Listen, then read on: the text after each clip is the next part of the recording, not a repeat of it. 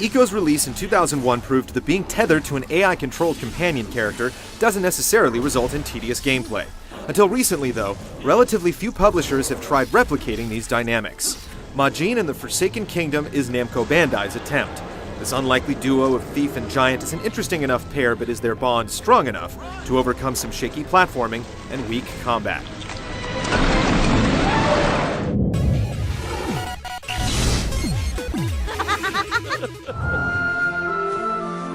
You're coming with me. Right, partner? Partner? It means friend. Majin's a simple tale about paradise lost and friendship overcoming the odds. Tepeyu is a wandering thief who stumbles across the legendary guardian known as the Majin during his travels. Moved by the giant's plight, Tepeyu frees the beast and is persuaded to help restore the fallen kingdom the Majin had failed to protect long ago. The dark secrets of the Forsaken Kingdom's past come to light little by little as you inch closer toward your goal. Your enjoyment of the story largely hinges on your perception of your big oaf of a partner who comes with a voice that you'll either love or hate. That has my power. Probably useful.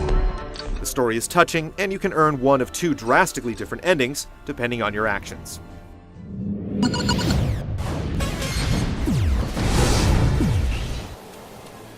While Majin may seem like a cheap eco knockoff, it more heavily borrows from the Metroidvania playbook, with a bit of Zelda thrown in for good measure. The world is essentially one giant dungeon filled with multiple rooms, and progressing through each requires a good deal of puzzle solving, stealth, and combat. You're constantly rewarded for going off and exploring dark corners or hidden passages, and the game makes it easy to keep track of your progress with an icon display showing how many hidden collectibles are within each section of the map. There is quite a bit of backtracking, but it's hard to get lost with the aid of the in-game map. Getting through the Forsaken Kingdom requires teamwork. Working together over time, Tepeyu and the Majin grow stronger both individually and as a duo, with team-based combo attacks that improve as you progress through the game. Though leveling up is part of the system, you'll never feel the need to grind in order to advance. Instead, you earn abilities and skills through items you obtain, either in the form of gear for Tepeyu or fruits for the Majin. Some fall into the category of hidden collectibles, but you'll find most of them by simply progressing through the game. The net result is that you're constantly feeling rewarded. This doesn't hold true for the game's numerous enemy encounters. Combat is a frequent occurrence, but the paltry variety and weak AI results in vapid battle sequences. You can often bypass skirmishes with crafty acrobatics or by simply running away, but not so when it comes to bosses. It's mandatory that you vanquish one of these dungeon masters before you're granted access to the next major zone. The showdowns require that you put the Majin's newfound abilities to clever use, but the bosses end up being pushovers with easily decipherable weaknesses that suck much of the tension out from the encounters. The game's formula isn't unique by any stretch of the imagination, but Majin does much more right than it does wrong. Saving the Forsaken Kingdom will run you around a dozen hours, but you can easily double that if you plan to collect every last trinket and treasure scattered about the world.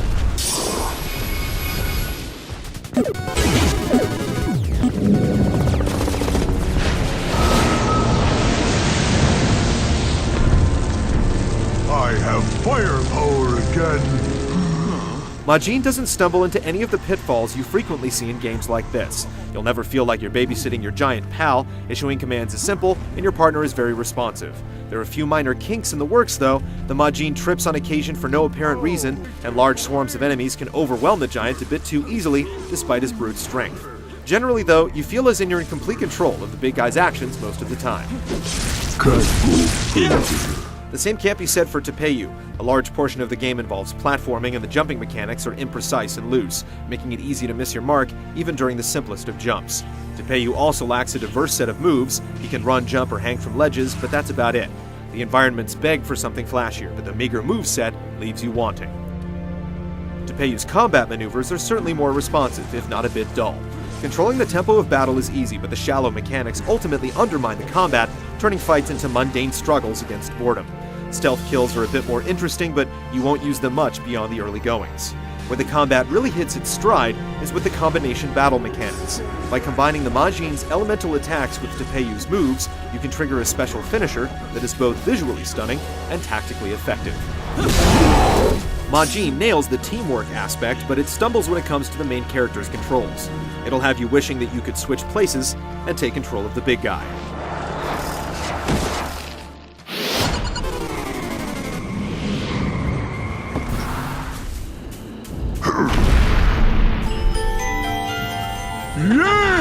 that great!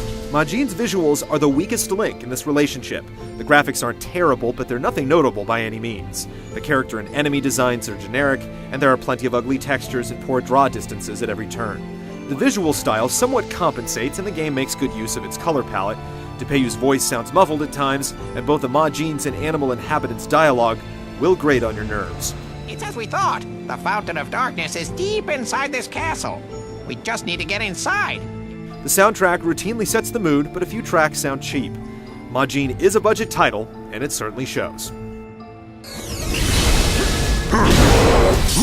Hurt big enemies by hitting space.